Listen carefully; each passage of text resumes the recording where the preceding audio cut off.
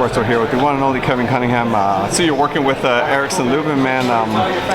He's coming off a victory in his last fight. It's a title eliminator. I believe it's a double title eliminator. What do you expect to see from Erickson in this fight coming up? Well, I expect to see a tip-top fighter that's going to be supremely conditioned, and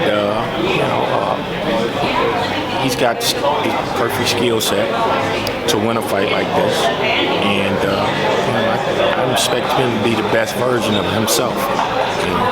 With being that he's faced, the champions, right, in Charlo, and kind of been at that big stage,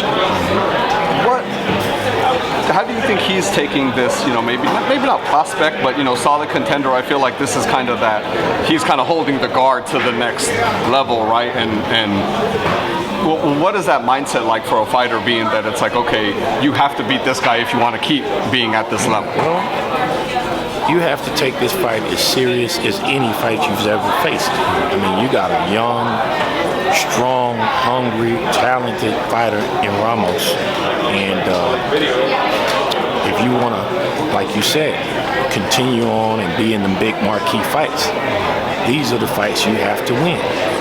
And this guy, Jesus Ramos, is nothing to play with. So you had better be motivated and focused to be the best version of yourself in a fight like this. Sure. It's a great fight, man. It's on a great undercard to, obviously the main event, Canelo versus Charlo. Looking at the Canelo versus Charlo fight, what does Charlo have to do to be successful against Canelo? Well, I think Charlo has to box, use his footwork, distance and control, distance and range, and I think he can force Canelo to have to get on the inside, and if he's controlling distance and range, and his timing is on point and everything, he could try to run Canelo into some stuff. And Charlo's a strong fighter. He's got good power. He's got good boxing ability. Very athletic, and I think his athleticism could play a major role in this fight. It's a very interesting fight. The more we kind of break it down, I talk to trainers and fighters. It's a very, very interesting fight. Just what did you see the night that Terence Crawford defeated Earl Spence? From a trainer's point of view, what did you see happen in the ring? Well, what I saw is kind of what I predicted prior to the fight, and that was the fact that from a skill set standpoint, I told everybody that I talked to that Terence is a specially gifted fighter. There's good fighters, and then there's special fighters. And Terence is a special fighter. And with his boxing IQ, with his timing and his reflexes, I saw that giving Earl problems, because Earl likes to step to you behind a jab and press, come forward, basic and basic, fundamentally sound. But a guy like Terence Crawford could get a gauge and get a bead on that timing and take advantage of it. And I think that's what he did. He did so well, right, that now he's talking about moving up 21 pounds to face, I guess maybe the winner of this, we should call it, but specifically Canelo. I mean, is that maybe biting off a little too much, or is he really that special of a fighter that it's something like that's possible? Well, Canelo's not that big he's not what you call a big 168 pounder. Me personally, I don't think Canelo is a true 168 pounder. I mean, based off his stature and his size and his frame. So, Terence is about the same height as Canelo, and I think Terence Crawford has the more supreme talent in that. And now Canelo has talent, don't get me wrong. Canelo's a great fighter, but I'm talking about from a skill set standpoint.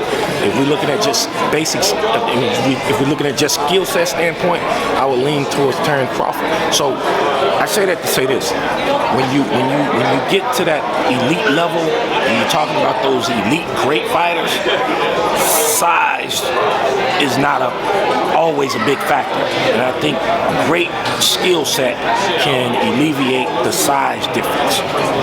So I think Terence could go up in weight and give Canelo a great fight. I mean, that's a big jump up in weight, but I mean, it was a big jump up in weight for Charlo.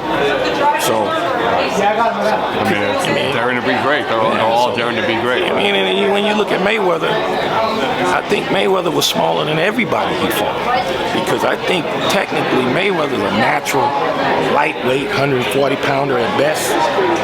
But he was such a supremely talented and skillful fighter. His skills brought his opponents down to size. Yeah, skills pay the bills, right? As they say. Yeah. Just last one for me. Was that a low blow this weekend with Usyk and Dubois? Well, I think it would depend on where the referee established where he would call a low blow.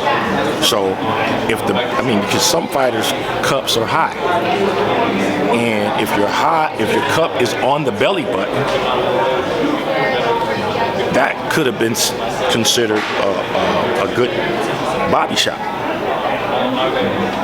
And so it depends on where the referee established what he was going to call a low. And I don't know where that was, because I don't think he said anything in the ring prior to the fight. At least that we heard. Yeah, so,